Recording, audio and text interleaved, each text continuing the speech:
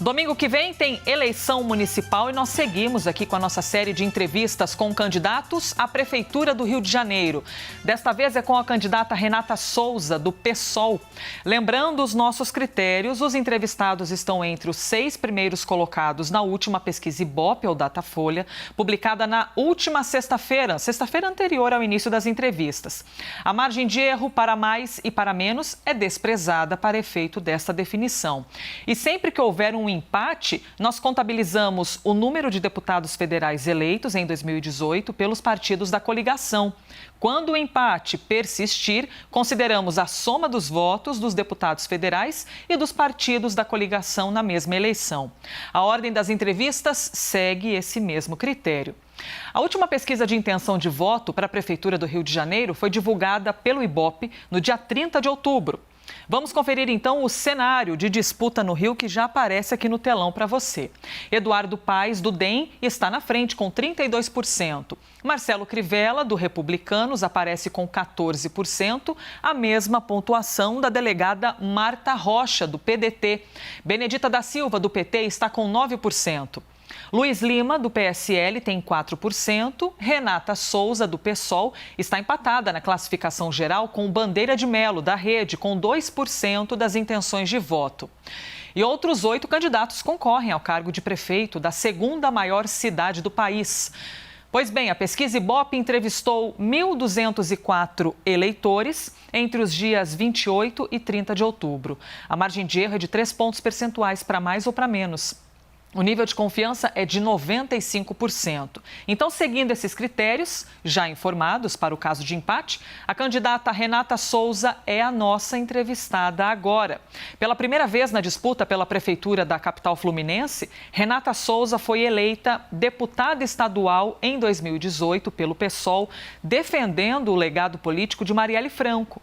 Renata Souza atuou como chefe de gabinete da então vereadora, assassinada em março de 2018 em um crime que ainda não foi esclarecido.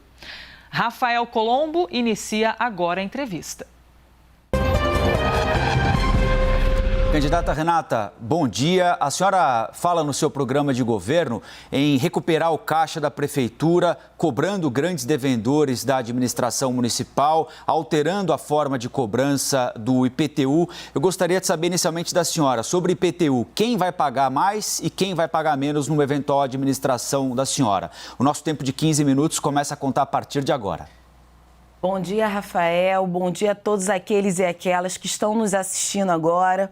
Então, quando a gente fala de justiça tributária, a gente está dizendo que quem vai pagar mais são os ricos. Quem vai pagar menos são os pobres. É claro que quando a gente fala disso, a classe média fica, opa, o que vai acontecer ali nesse IPTU progressivo? Então, vou dar um exemplo muito claro, Rafael, e que não deixa dúvidas. Aqueles que têm imóveis acima de 2 milhões vão pagar mais. Aqueles que têm imóveis com um valor menor de 2 milhões vão pagar menos. Isso é justiça tributária, afinal de contas, a gente não pode fazer com que a vida dos mais pobres e a vida da classe média seja mais prejudicada do que está agora. A gente tem os aluguéis com preços absurdos e a gente precisa fazer com que aqueles e aquelas que vivem nessa cidade possam, de fato, viver. E não numa lógica de sobrevivência, onde a especulação imobiliária ganhou espaço no Rio de Janeiro e tornou o Rio de Janeiro uma das cidades mais caras do Brasil e do mundo. E sobre grandes devedores, de quem é que a senhora vai cobrar? Quanto tempo a prefeitura deve levar para cobrar esses grandes devedores? Porque são dívidas que se arrastam há muito tempo, né? Exatamente, Rafael. Essas dívidas chegam a 50 bilhões. Mas, infelizmente, nenhum prefeito anterior teve coragem de cobrar dos grandes bancos, de cobrar dos empresários e especuladores imobiliários do Rio de Janeiro. Eu não tenho rabo preso com ninguém, Rafael. Então, vou cobrar, sim, aos grandes devedores e a gente espera, em 4 anos, ter pelo menos 10 bilhões dessa dívida. E não é algo impossível, não. A gente vai botar a procuradoria, ou seja, os advogados da prefeitura para trabalhar. E não só isso, Rafael, a gente tem a possibilidade, inclusive, de trazer uma resposta mais imediata para aquilo que a gente tem vivido no Rio de Janeiro, que é uma total e desavergonhada até irresponsabilidade dos últimos prefeitos. Afinal de contas, quando a gente cobra essas dívidas, a gente põe no caixa da prefeitura estrutura, um valor orçamentário que faz com que a gente possa apresentar os nossos programas concretos. Eu tenho programas para moradia popular, programas para saneamento básico, programas para superação da lógica da saúde, que hoje está num abismo sem fundo, justamente porque esses últimos gestores, alguns deles, Rafael, inclusive se dizem ótimos gestores, mas enfiou o Rio de Janeiro num buraco. Então vamos falar um pouquinho de saúde, que é a principal preocupação do morador do Rio de Janeiro, segundo as últimas pesquisas. A saúde no Rio de Janeiro tem gerado alguns escândalos de corrupção, especialmente na esfera estadual, a partir de contratos feitos com organizações sociais. A senhora entende que as organizações sociais devem ser banidas da administração da saúde? É possível fiscalizar melhor os contratos ou há alguma outra alternativa que a senhora pretende apresentar para a administração de postos de saúde, hospitais municipais? Olha, Rafael, a gente necessita retomar para a Prefeitura do Rio a gestão da saúde pública. Afinal de contas, essa gestão ficou na mão de empresários e muitos deles empresários corruptos. Não é à toa que o Rio de Janeiro hoje amarga, em plena pandemia, ter as organizações sociais aí roubando o povo quando deveria ter entregue, por exemplo, respiradores. Então, a situação aqui é gravíssima. Inclusive, Rafael, a gente precisa lembrar quais foram os gestores da cidade que trouxeram as OS para cá. Eduardo Paes importou a OS, inclusive, daí de São Paulo. Então, é importante que a gente olhe esse espectro de como a saúde foi colocada num balcão de negócios no Rio de Janeiro e, no momento de pandemia, a gente teve os mais pobres morrendo. Só para você ter uma ideia, Rafael, a gente teve aqui no Rio de Janeiro, de acordo com o IPEA, a morte de 80% daqueles e daquelas dos 12 mil mortos referente à Covid no Rio de Janeiro, 80% foram na Zona Norte e na Zona Oeste. Isso significa que, além da corrupção, a desigualdade também matou durante a pandemia. Então, nesse sentido, vamos recontratar 200 equipes de saúde da família, entre médicos, enfermeiros, agentes comunitários de saúde, que são essenciais e importantes. A saúde primária, Rafael, precisa tomar lugar efetivamente na Prefeitura. Então, nesse sentido, vamos entregar a gestão para Rio Saúde. Não vai ter OS no nosso governo. Eu queria falar um pouquinho sobre os moradores das favelas com a senhora. São cerca de 20%, os dados mudam de acordo com a pesquisa, mas em média 20% dos moradores do Rio vivendo ou em favela ou em comunidade. O que é que a senhora entende que essa população quer majoritariamente, né? Claro que há casos específicos ali, é sair desses lugares, é ter esses ambientes urbanizados com serviços públicos adequados como coleta de lixo, saneamento, tratamento de esgoto? Olha, Rafael, eu venho da favela da Maré, né? Sou cria da Maré e sei muito bem a realidade de quem vive nesses espaços que deveria ter uma atenção maior do poder público. Não dá para a gente olhar para a favela e criminalizá-la, como a gente vê acontecendo. Aqui no Rio de Janeiro, por exemplo, o Witzel diz que vai mirar e atirar na cabecinha. A gente tem outras situações completamente absurdas de ignorar concretamente a possibilidade de existência da favela. Eu sou da favela da Maré, como já disse, são 140 mil habitantes. É uma cidade dentro da cidade, Rafael. Então é impossível trazer qualquer forma de remoção, como a gente viu o Eduardo Paes fazendo no Rio de Janeiro, removendo com muita truculência, inclusive, Dona Penha que o diga, né, que teve o rosto ensanguentado diante de uma das remoções violentas que o Eduardo Paes fez aqui na cidade do Rio de Janeiro. Então, a gente tem que olhar a favela com dignidade humana e, nesse sentido, trazer a possibilidade de saneamento básico. A gente quer construir todo um projeto de obras, inclusive, para que o saneamento básico gere emprego também nas próprias favelas. A gente já fez um projeto, Rafael, de recuperação econômica e social do Rio de Janeiro. E, nesse sentido, o saneamento básico vai gerar pelo menos 150 mil empregos dentro da favela e da periferia. Ou seja, saneamento básico e também moradia popular, que é algo central. Hoje o Rio de Janeiro está vivendo com uma população de rua enorme. A gente tem, Rafael, na favela, população de rua já.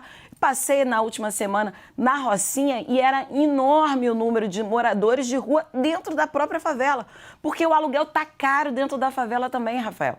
Então a gente precisa de um projeto, e nós temos esse projeto, de construção de 100 mil novas moradias populares, 50 mil nós vamos construir exatamente na área do Porto, a gente vai construir o Porto Moradia, para que as pessoas possam também viver perto de um local, que é o centro da cidade do Rio de Janeiro, onde tem a maior oferta de emprego. Então, Rafael, essas coisas são serviços básicos e essenciais. A gente tem, para finalizar, Rafael, um projeto também de assistência técnica das casas das moradias que já existem na favela. Esse era um projeto de Marielle Franco, que virou lei.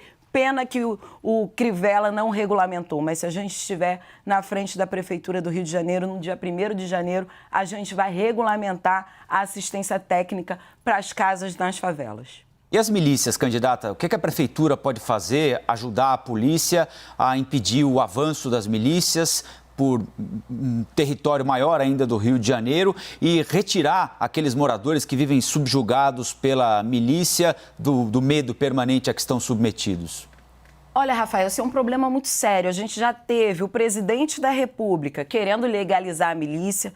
A gente já teve governador do estado do Rio de Janeiro dizendo que a milícia era um mal menor. A gente já teve prefeitos do Rio de Janeiro totalmente omissos ao avanço das milícias. Eu sou do PSOL, Rafael, o partido que fez a CPI das milícias e entregou um pacote de possibilidades para que a gente tirasse o braço econômico e político das milícias. Em especial, Rafael, no transporte alternativo que existe na Zona Oeste do Rio de Janeiro. A gente vai entregar todo o processo de regulamentação do transporte alternativo individualmente, porque a gente sabe que esses motoristas de vans na Zona Oeste também são submetidos pelas milícias e isso é muito sério. Hoje a gente teve a Justiça do Rio de Janeiro proibindo, decretando como inconstitucional o projeto de lei do puxadinho, do Crivella, não sei se vocês lembram.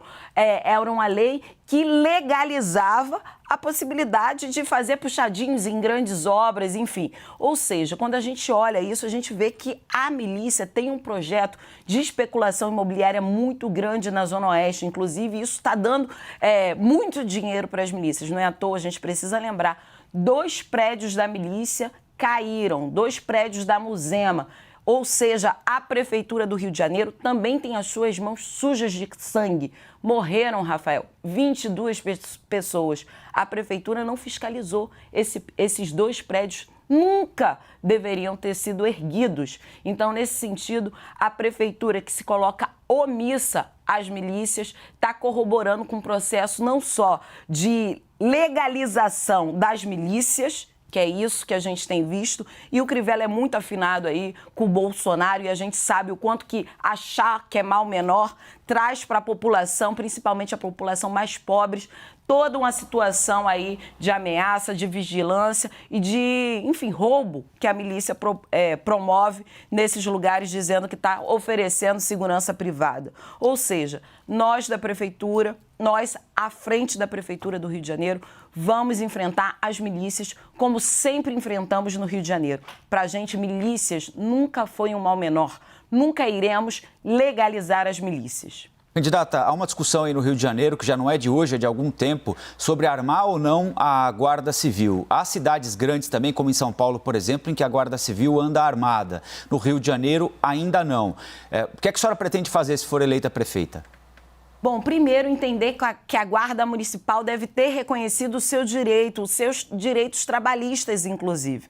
Ou seja, plano de cargos e salários, considerar também as condições de trabalho da Guarda Municipal. Isso é essencial e importante. Agora, armar a Guarda Municipal numa lógica completamente perversa de ter possibilidade de tiroteio no meio do Rio de Janeiro é absurdo. A gente tem que dar condições da Guarda Municipal fazer o seu trabalho de maneira preventiva e não ser mais uma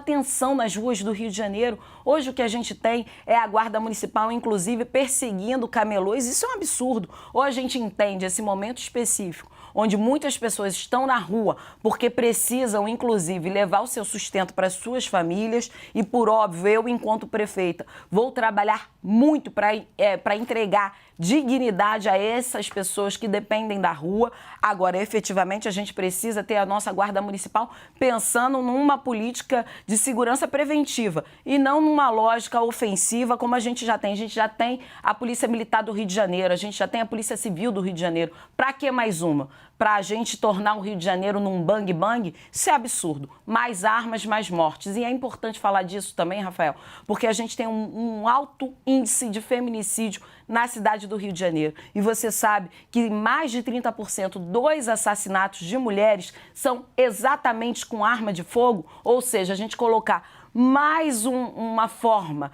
de ter possibilidade de arma de fogo dentro de casa, a gente também está colocando aí em risco a vida dessas mulheres que já sofrem processos de violência doméstica. Lembro que faltam 2 minutos e 15 segundos agora para o fim da nossa entrevista. Tem no plano de governo da senhora também a promessa de garantir até o final do último ano de mandato o BRT de graça, gratuidade nos serviços BRT Transoeste, Transolímpica e Transcarioca. Quanto é que isso deve custar para a Prefeitura do Rio de Janeiro? Haverá dinheiro para garantir tarifa zero nesses corredores, candidata? Bom, isso custa para os cofres do Rio de Janeiro 350 milhões. Ou seja, menos de 2% do orçamento da Prefeitura do Rio de Janeiro. Então, basta vontade política para a gente tornar isso real. Afinal de contas, Rafael, a gente tem no Rio de Janeiro uma situação muito dramática, que é a entrega para as empresas, para os grandes empresários de ônibus, da mobilidade urbana. Isso é absurdo. Nós vamos trazer de volta para a Prefeitura a bilhetagem. E, nesse sentido, vamos saber quanto que entra e quanto que sai. Hoje isso é uma caixa preta, isso é absurdo. Então, nesse sentido, vamos sim entregar o BRT de graça para a população, começando com a Transoeste, chegando na Zona Norte, porque a gente entende que, por exemplo, o transporte hoje é o mais caro do Rio, é um dos mais caros do Brasil e de péssima qualidade. Ou seja, o transporte é cerca de 20% da renda familiar aqui na cidade do Rio de Janeiro. Por isso, a gente entregando o BRT de graça, a gente garante parte de uma economia importante para essas famílias. Para além disso, a gente vai reduzir a passagem a R$ 3,50, porque a gente também vai colocar tarifa única. Pegou o ônibus, precisa pegar o trem, precisa pegar o metrô, vai pagar uma passagem só. Faltam 36 segundos. A senhora vai reabrir as escolas em fevereiro, apesar de ainda não existir uma vacina para vacinar todo mundo em massa? Só abriremos com vacina. Afinal de contas, a gente tem a maior rede da América Latina. São cerca de 700 mil pessoas. Como entregar a possibilidade sanitária se o Crivella sequer entregou para a população, para as escolas do Rio de Janeiro, a possibilidade de ter água potável? Isso é um absurdo, é colocar professores e alunos em risco e seus familiares também. Então, por isso, no dia 15, vote Renata Souza 50. A mudança real e objetiva para a cidade do Rio de Janeiro. Obrigado, candidata. Lembro que hoje à tarde serão ouvidos aqui na CNN os candidatos à Prefeitura de São Paulo.